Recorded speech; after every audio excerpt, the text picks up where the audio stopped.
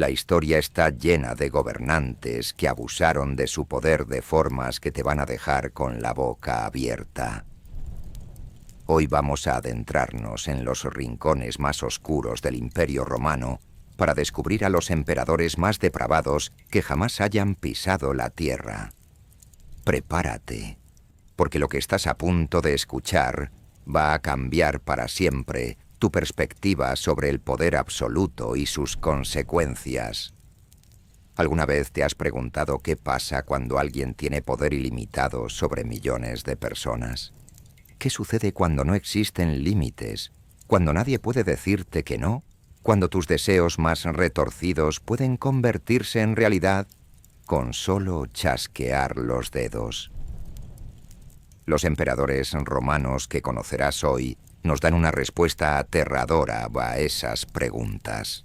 Estos no son simples rumores de palacio, ni exageraciones de historiadores aburridos. Son testimonios documentados de excesos tan extremos que incluso los estándares de la decadente Roma quedaron completamente rebasados. Estamos hablando de hombres que convirtieron sus palacios en centros de perversión, que violaron todas las normas sociales imaginables y que utilizaron el poder imperial para satisfacer los impulsos más oscuros del alma humana. Durante los próximos minutos vas a conocer historias que van desde lo perturbador hasta lo absolutamente repugnante. Vamos a revelar cómo estos emperadores transformaron el Palatino en escenarios de orgías masivas, cómo convirtieron a sus propias hermanas en objetos de placer y cómo algunos llegaron al extremo de asesinar a sus madres después de mantener relaciones incestuosas con ellas.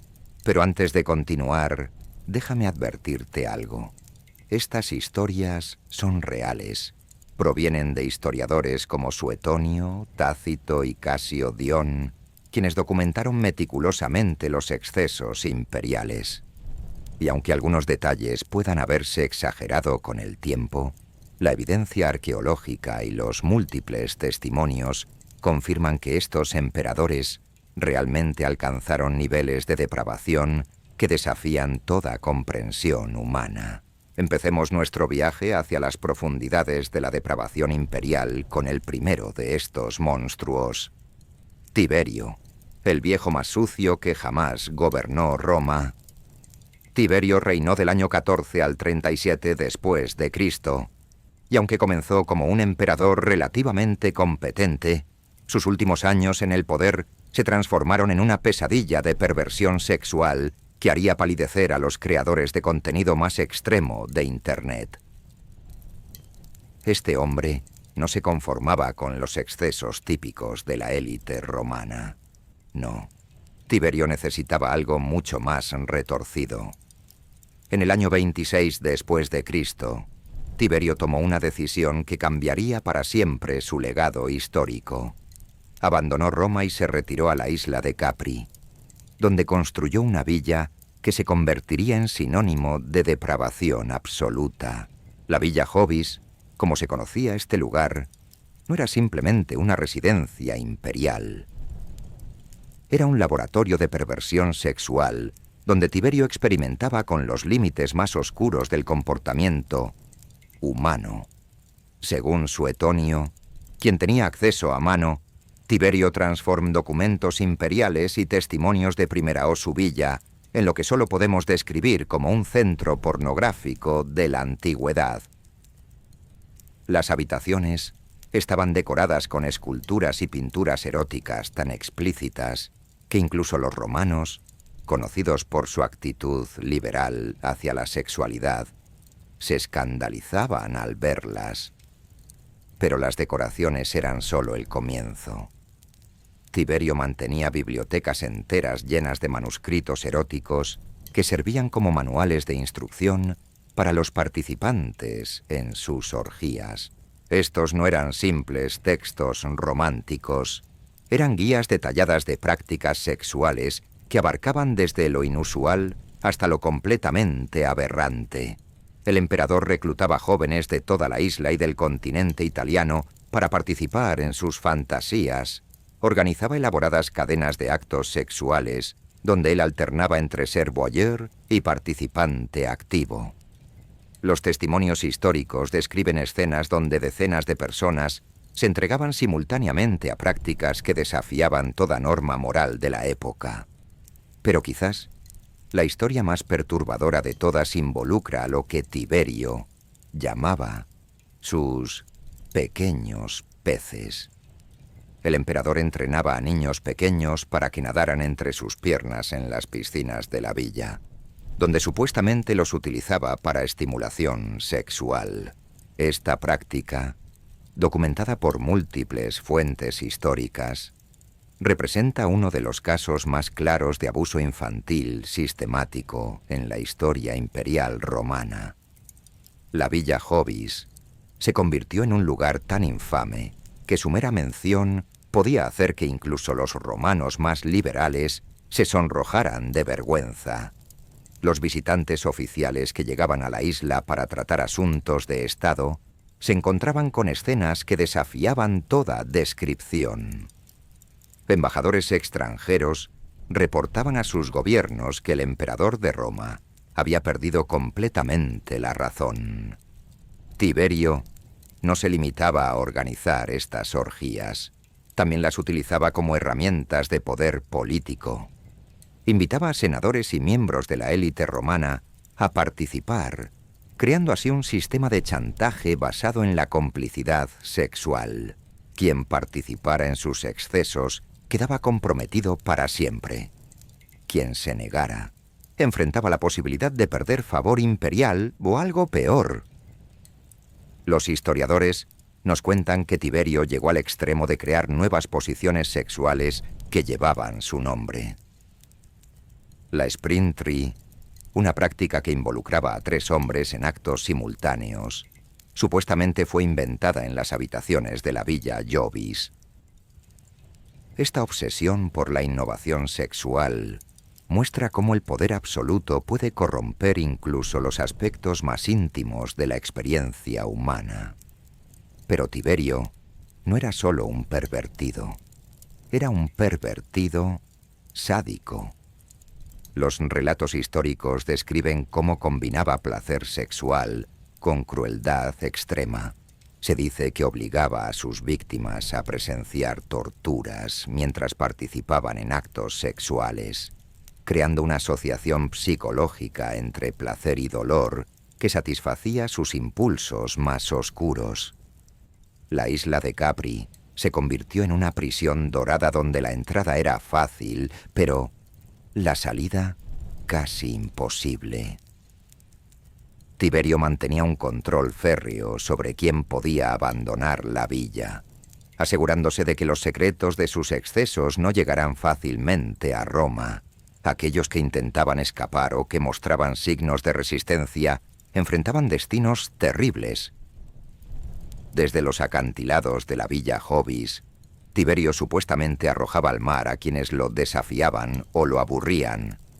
Esta práctica, conocida como el salto de Tiberio, se convirtió en una leyenda que persistió durante siglos.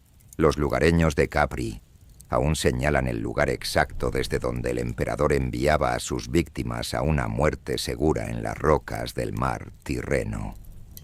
La depravación de Tiberio no conocía límites de edad, género o clase social. Utilizaba su poder imperial para satisfacer cualquier capricho sexual que cruzara por su mente retorcida.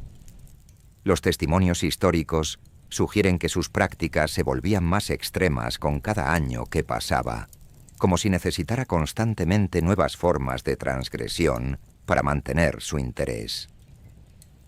Mientras Tiberio reinaba desde su laboratorio de perversión en Capri, en Roma crecía un joven que superaría incluso sus excesos más extremos. Cayo Julio César Augusto Germánico, mejor conocido como Calígula, no solo heredaría el trono imperial, sino que llevaría la depravación sexual a territorios completamente inexplorados en la historia humana. Calígula ascendió al poder en el año 37 después de Cristo con apenas 24 años de edad.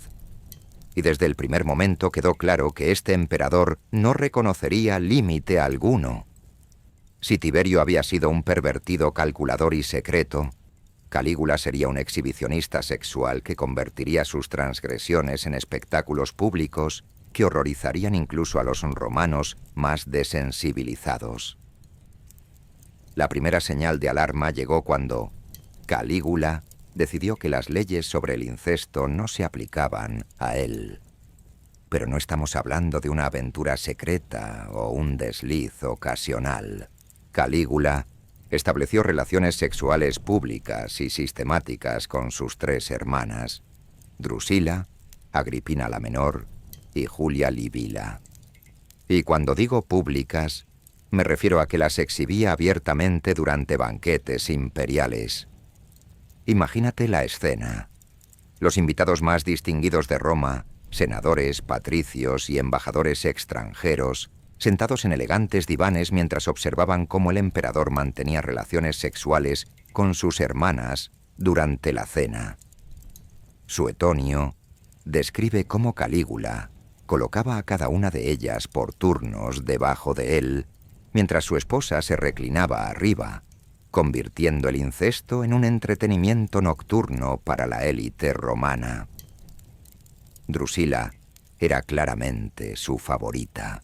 Los historiadores nos cuentan que Calígula había comenzado a tener relaciones sexuales con ella cuando ambos eran apenas unos niños y que esta obsesión continuó hasta la edad adulta.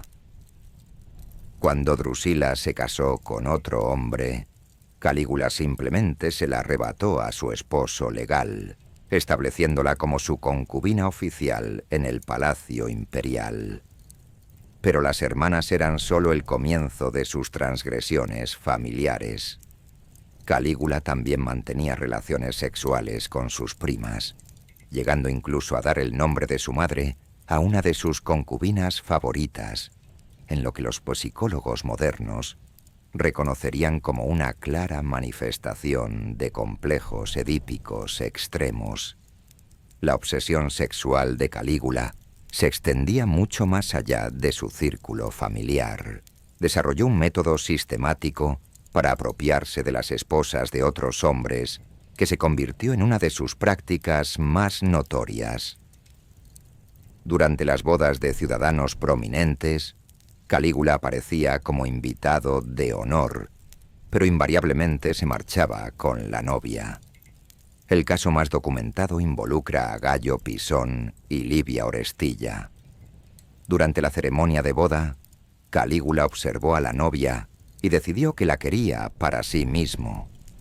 Sin ninguna vergüenza, se acercó a la pareja recién casada y anunció que se llevaba a Livia Orestilla a sus aposentos privados.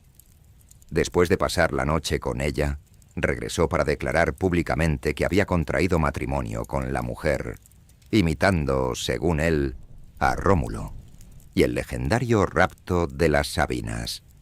Este patrón se repetiría constantemente durante su reinado. Calígula veía una mujer que le gustaba y simplemente se la apropiaba, sin importar si estaba casada, comprometida o incluso si pertenecía a familias senatoriales poderosas. Su capricho sexual era ley imperial y nadie se atrevía a desafiarlo directamente. Lolia Paulina fue otra víctima de esta obsesión. Calígula quedó tan fascinado por su belleza que convocó tanto a ella como a su esposo a Roma. Les ordenó divorciarse inmediatamente y se casó con Paulina en una ceremonia que duró apenas unas semanas. Cuando se aburrió de ella, no solo se divorció, sino que le prohibió mantener relaciones sexuales con cualquier otro hombre bajo pena de muerte, convirtiéndola en una prisionera sexual de por vida. Los banquetes imperiales se transformaron bajo Calígula en algo parecido a mercados de esclavos sexuales. El emperador paseaba entre los invitados examinando a sus esposas e hijas como si fuera un comprador evaluando mercancía. Cuando encontraba a alguien de su agrado, simplemente señalaba con el dedo y la mujer era llevada inmediatamente a sus habitaciones privadas. Lo más perturbador de todo esto era la reacción de los maridos y padres de estas mujeres. Lejos de protestar, muchos de ellos competían por ofrecer a sus esposas e hijas al emperador, esperando ganar favor político a través de estos intercambios sexuales. La corrupción moral había alcanzado tal nivel que el proxenetismo familiar se había convertido en una estrategia política legítima. Calígula también innovó en el campo de las humillaciones públicas sexuales. Durante las reuniones del Senado, obligaba a senadores ancianos y respetados a prostituir a sus esposas frente a toda la asamblea. Estas no eran solicitudes, eran órdenes imperiales que no podían ser desobedecidas sin consecuencias fatales. Pero quizás el aspecto más escalofriante de la sexualidad de Calígula era su aparente incapacidad para distinguir entre placer y poder. Para él, el acto sexual no era una expresión de deseo o amor, sino una demostración de dominación absoluta. Cada mujer que poseía representaba una victoria sobre su familia, su clase social y el orden natural de las cosas. Los psicólogos modernos que han estudiado los relatos sobre Calígula sugieren que sus comportamientos sexuales extremos podrían haber sido manifestaciones de un trastorno de personalidad narcisista llevado a niveles patológicos por el poder imperial ilimitado. Su necesidad constante de transgredir normas sociales parecía alimentarse de sí misma, requiriendo transgresiones cada vez más extremas para mantener su interés. La transformación de Roma bajo Calígula fue tan dramática que incluso los ciudadanos más comunes comenzaron a alterar sus comportamientos para proteger a sus familias. Los padres evitaban llevar a sus hijas a eventos públicos donde el emperador pudiera verlas. Los esposos desarrollaron estrategias elaboradas para mantener a sus esposas fuera del alcance imperial. Esta atmósfera de terror sexual que Calígula había creado en Roma se intensificó cuando decidió que las normas básicas de la decencia humana eran demasiado restrictivas para sus gustos imperiales. Lo que siguió fue una escalada de depravación que incluso los historiadores de la época lucharon por documentar sin perder la compostura. El emperador desarrolló lo que solo podemos describir como una obsesión enfermiza con la humillación sexual pública. No le bastaba con apropiarse de las mujeres que deseaba. Necesitaba que el acto de poseerlas fuera un espectáculo que demostrara su poder absoluto sobre la vida y la muerte, sobre el honor y la vergüenza, sobre todo lo que los romanos consideraban sagrado. Durante los Juegos Gladiatorios, Calígula introdujo una innovación que horrorizó incluso a los espectadores acostumbrados a la violencia extrema. Entre las luchas de gladiadores y las cacerías de bestias, organizaba espectáculos sexuales donde obligaba a mujeres de familias patricias a participar en actos que previamente solo habían sido dominio de esclavas y prostitutas. Estas no eran representaciones teatrales o danzas eróticas, eran violaciones públicas sistemáticas donde el emperador seleccionaba personalmente a las víctimas entre los asientos reservados para la aristocracia. Los guardias pretorianos bajaban a las gradas, señalaban a una mujer específica y la escoltaban hasta la arena donde se convertía en el entretenimiento de la tarde. Los esposos y padres de estas mujeres no podían hacer nada más que observar desde sus asientos, sabiendo que cualquier protesta significaría no solo su muerte inmediata, sino probablemente la ejecución de toda su familia. Calígula había creado un sistema donde la complicidad silenciosa era la única forma de supervivencia. Pero los espectáculos públicos eran solo una faceta de su depravación. En la privacidad del palacio imperial, Calígula desarrolló prácticas que desafiaban toda comprensión humana.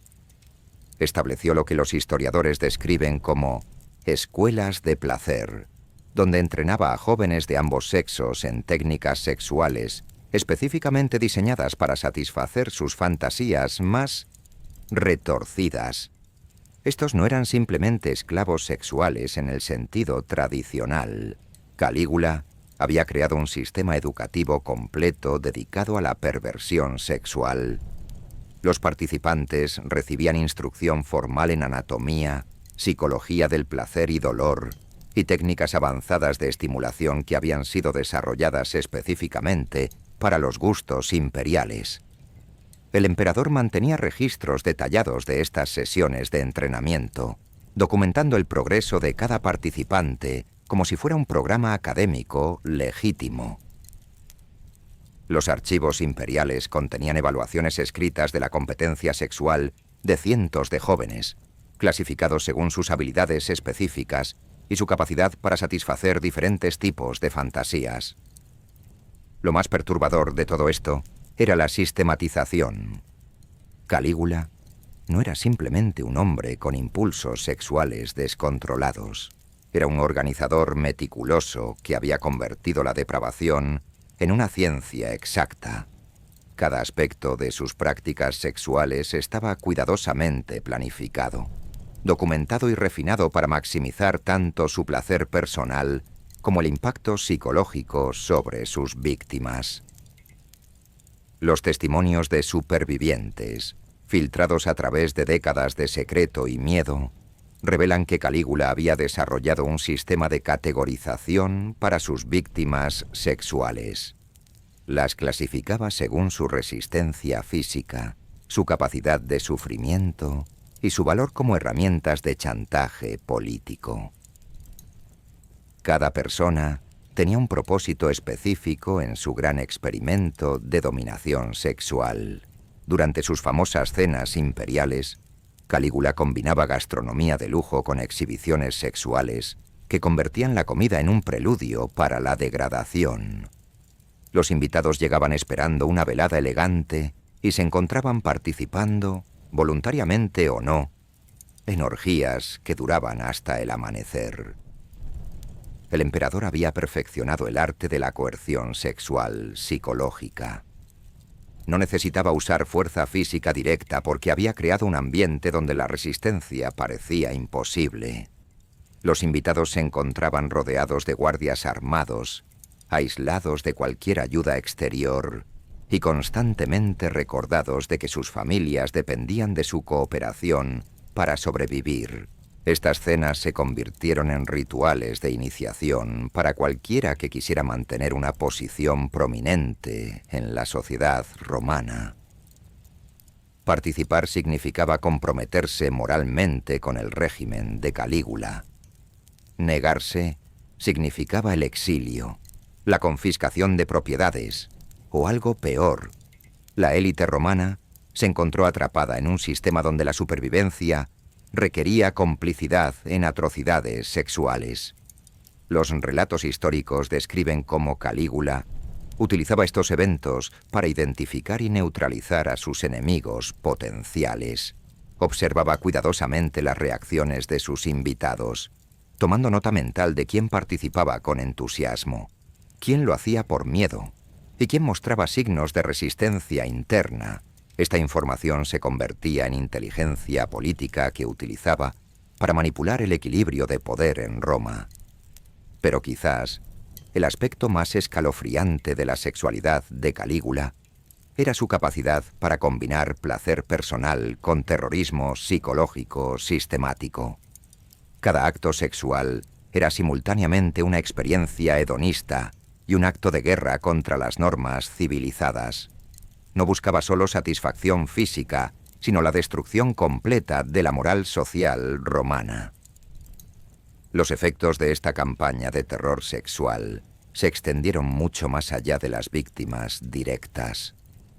Las familias comenzaron a modificar sus comportamientos cotidianos, evitando espacios públicos donde sus miembros más vulnerables pudieran atraer atención imperial.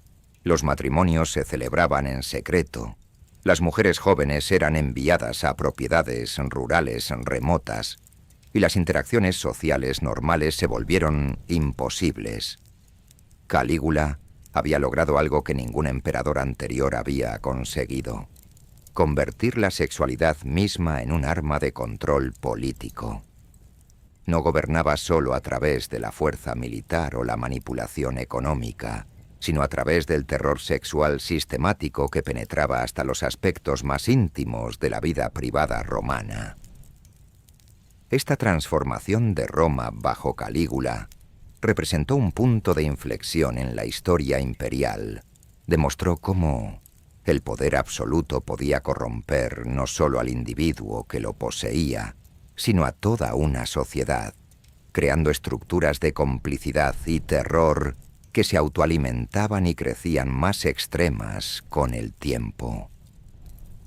Los historiadores modernos que han estudiado este periodo sugieren que Calígula había creado inadvertidamente un modelo de totalitarismo sexual que sería repetido por dictadores a lo largo de la historia.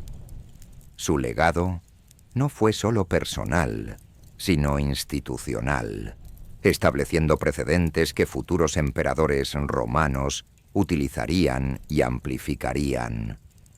Mientras Roma se tambaleaba bajo el peso de estos excesos, se gestaba en las sombras del palacio imperial otra figura que no solo igualaría las depravaciones de Calígula, sino que las llevaría hacia territorios aún más oscuros.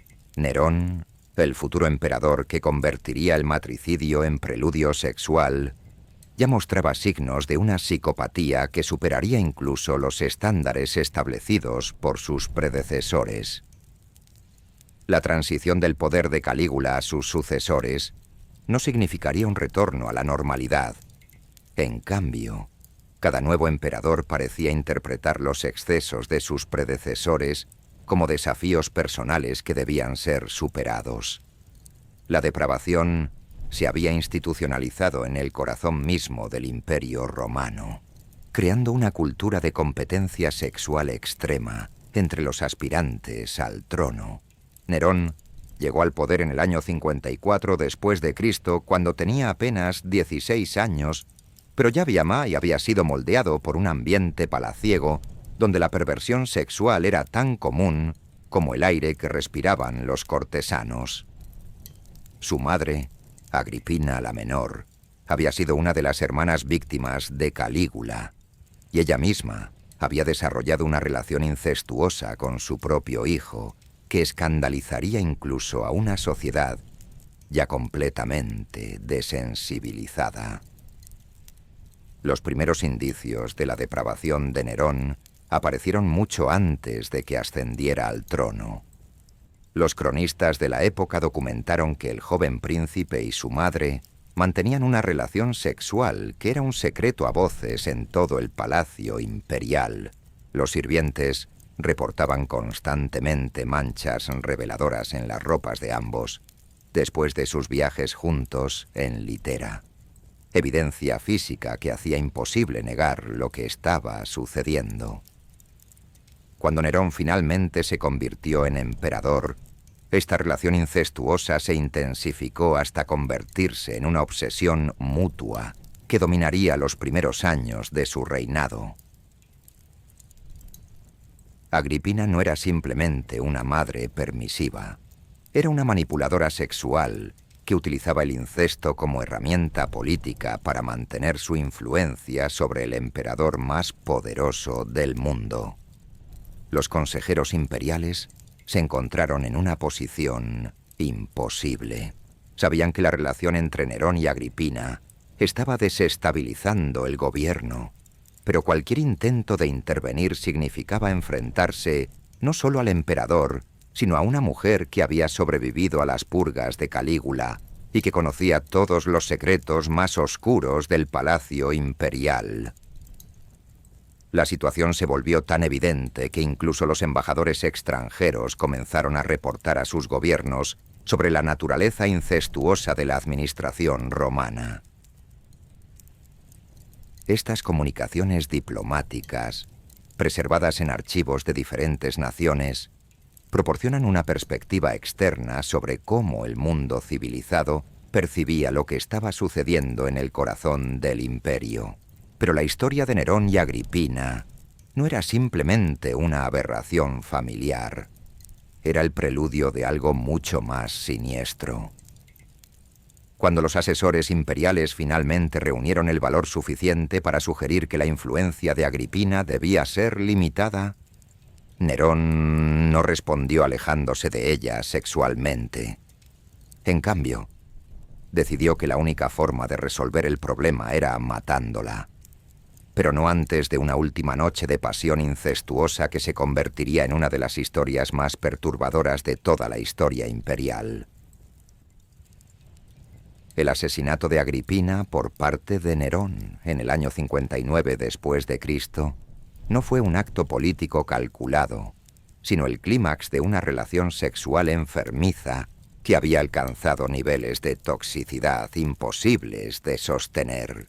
Los relatos históricos describen cómo Nerón pasó una noche entera con su madre antes de ordenar su ejecución, como si necesitara una experiencia sexual final antes de eliminar el objeto de su obsesión. Después del matricidio, Nerón no mostró remordimiento, sino una extraña liberación sexual que lo llevó a buscar sustitutos para su madre en las formas más retorcidas posibles. Desarrolló una obsesión con encontrar mujeres que se parecieran físicamente a Agripina, pero que pudiera dominar completamente sin las complicaciones políticas que su madre había representado.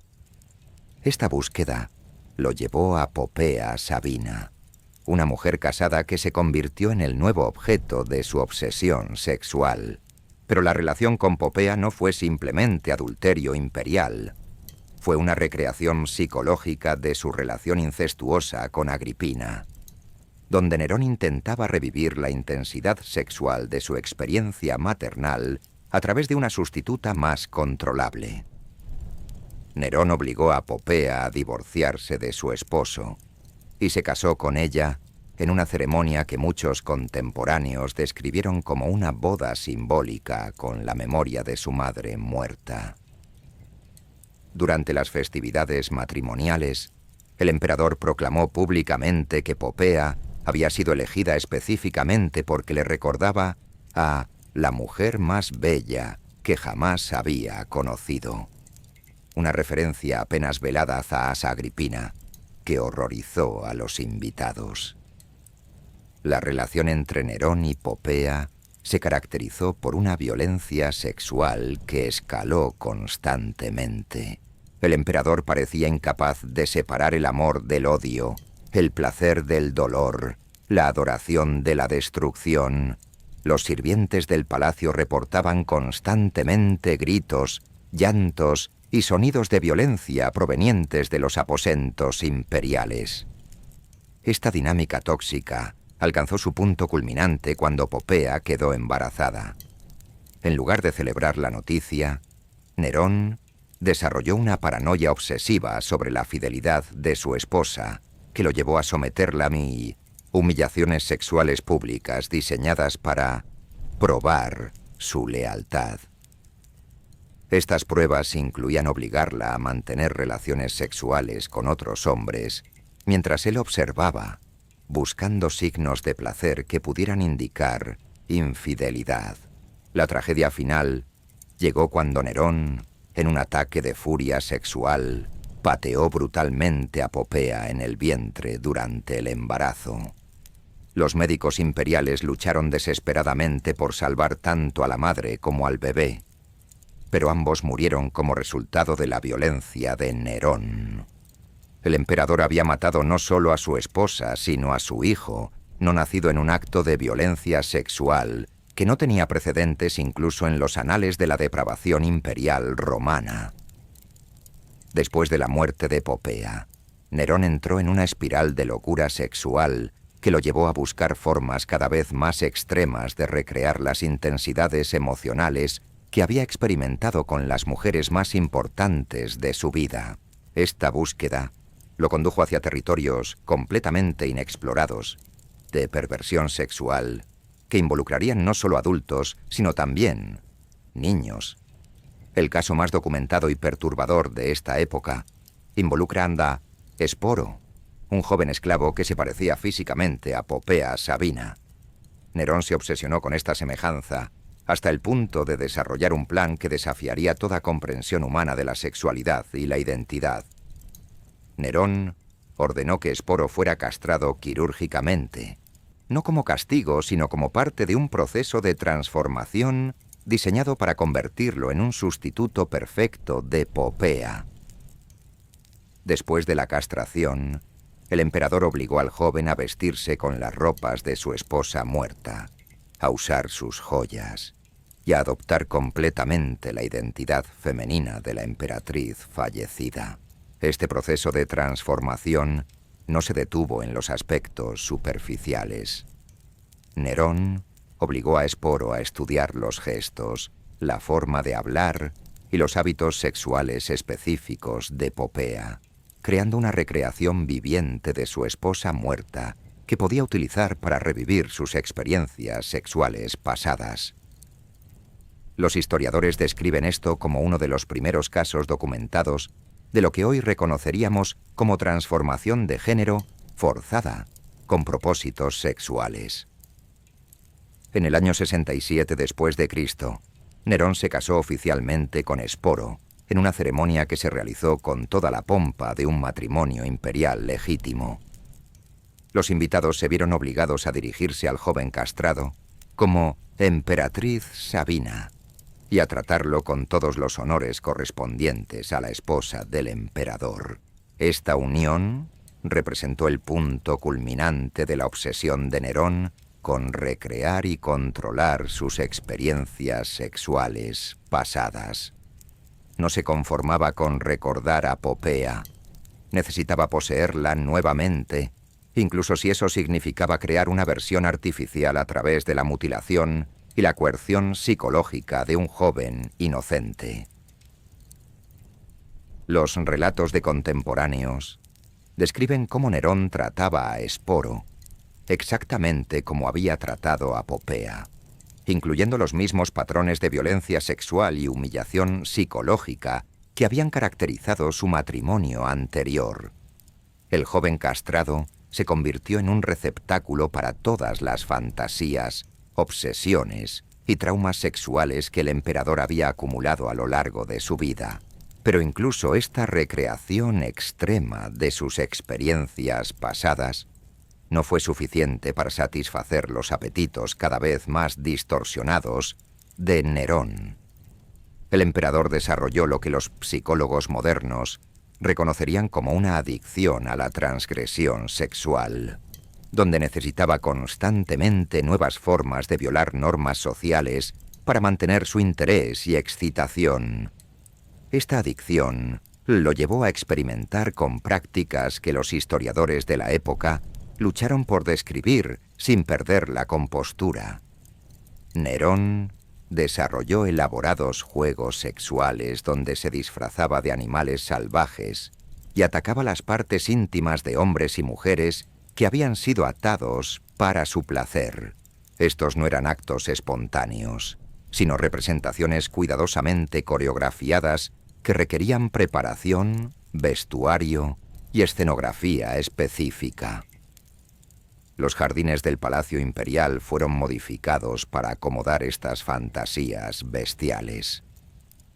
Se construyeron jaulas especiales donde Nerón podía ser liberado para atacar a sus víctimas, creando una experiencia que combinaba elementos de caza, violación y teatro en una forma de entretenimiento que desafiaba toda categorización humana. Estas representaciones se realizaban frente a las audiencias de cortesanos obligados que se veían forzados a aplaudir y celebrar las actuaciones del emperador. La línea entre espectador y víctima se difuminaba constantemente, ya que Nerón podía decidir en cualquier momento que un miembro de la audiencia se convirtiera en participante involuntario. Los relatos históricos sugieren que Nerón había perdido completamente la capacidad de distinguir entre fantasía y realidad, entre representación teatral y violencia genuina. Sus víctimas eran simultáneamente actores en sus dramas sexuales y objetos reales de su violencia, creando una confusión psicológica que intensificaba tanto su placer como su crueldad. La depravación de Nerón alcanzó tal nivel que incluso los miembros más corruptos de la corte imperial comenzaron a planear su eliminación. No era solo que sus excesos fueran moralmente repugnantes, era que habían comenzado a amenazar la estabilidad misma del imperio al alienar completamente a las clases dirigentes romanas. Pero, antes de que estos planes pudieran ejecutarse completamente, surgió en las provincias orientales del imperio un joven que llevaría la perversión sexual imperial hacia territorios que ni siquiera Nerón había imaginado. Marco Aurelio Antonino, quien sería conocido por la historia como el Agábalo, representaría la culminación absoluta de siglos de decadencia imperial romana. La llegada de Agábalo al poder en el año 218 después de Cristo marcó el comienzo de una era que haría que los excesos de sus predecesores parecieran experimentos amateur en comparación con lo que estaba por venir. Con apenas 14 años de edad, este joven emperador no solo heredó el trono más poderoso del mundo, sino que lo utilizó como plataforma para experimentos sexuales que desafiarían todo concepto conocido de género, identidad y práctica sexual. El Agábalo no era simplemente otro emperador pervertido siguiendo los pasos de Tiberio, Calígula y Nerón. Era algo completamente diferente. Un revolucionario sexual que utilizaría el poder imperial para explorar territorios de la sexualidad humana que no habían sido documentados previamente en la historia. Sus prácticas no eran solo transgresiones de normas sociales, eran reinvenciones completas de lo que significaba ser hombre, mujer, emperador y ser humano. Desde sus primeros días en el Palacio Imperial, el Agábalo mostró una fascinación obsesiva con la transformación de su propia identidad sexual. Los cronistas de la época reportaron que el joven emperador pasaba horas frente a espejos experimentando con cosméticos, pelucas y vestimentas femeninas, no como entretenimiento ocasional, sino como parte de una búsqueda sistemática de una nueva forma de existir.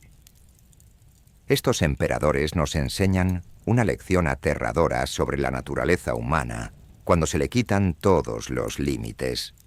Tiberio, Calígula, Nerón y el Agábalo no fueron simplemente monstruos aislados. Fueron el resultado inevitable de un sistema que concentraba poder absoluto en las manos de individuos sin restricciones morales o legales. Sus historias nos recuerdan que la civilización es mucho más frágil de lo que creemos y que basta con que una sola persona tenga demasiado poder para que todo se desmorone. La próxima vez que escuches sobre abuso de poder, recuerda estas historias y pregúntate: ¿hemos aprendido realmente algo de la historia o estamos condenados a repetir estos horrores una y otra vez?